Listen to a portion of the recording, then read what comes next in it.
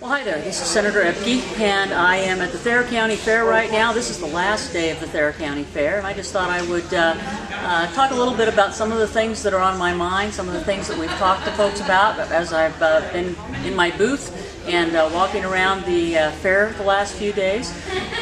We have heard a lot from farmers and from people related to the ag industry who are concerned about a couple of things. One, of course, is property taxes, which we've talked about. And one of the things I want to mention is that property taxes, as much as we would like to fix them, are not as easily fixed as one might think.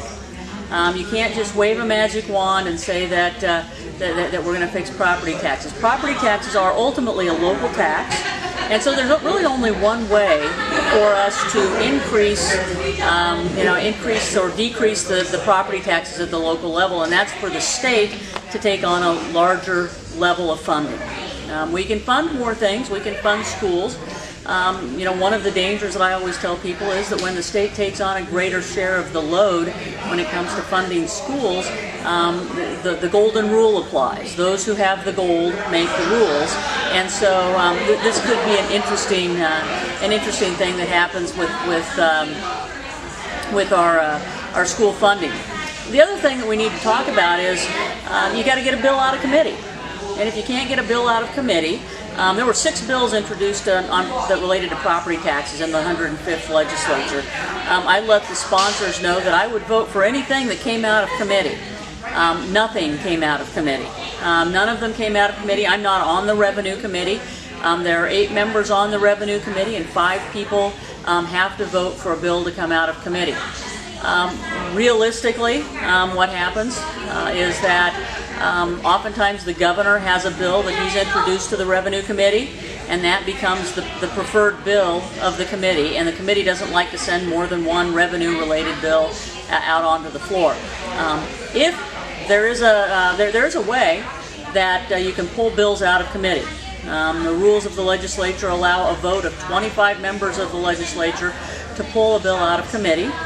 The problem is that's done very rarely. I think I've had it done one time. I've seen it done one time in the 4 years that I've been in the legislature. People don't like to pull bills out of committee because it takes 25 votes, and that means you have to have a majority of the members agree.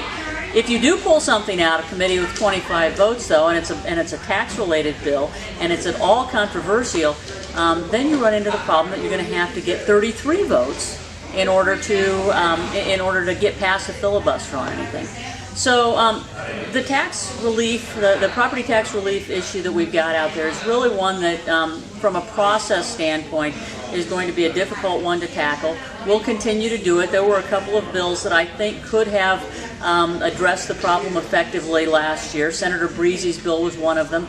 I was gung-ho about that. I would have helped him to pull that bill if he had decided to make that motion, but he didn't feel like he had enough votes available to do that. So I think that property taxes are high on everybody's mind. We will continue to work on that in the next legislature. But I want people to understand that there is a certain reality that goes along with it. And if the governor doesn't like the bill, if certain members of the Revenue Committee don't like the bill is probably not going anywhere in today's legislature. So one of the things I wanted to talk about was occupational licensing reform. And the pictures that you see here done by the kids in Thayer County are one of the reasons why I've proposed that we change our occupational licensing reform. We want to increase the opportunities for kids. We want to reduce the government's involvement in occupational licensing and in the labor market. And so if we reduce the number of occupational licenses, or we reduce the need for occupational licenses in some areas and allow certification to be enough, then some of these kids, as they grow, will be able to get better jobs, come back to our local communities, and build Nebraska.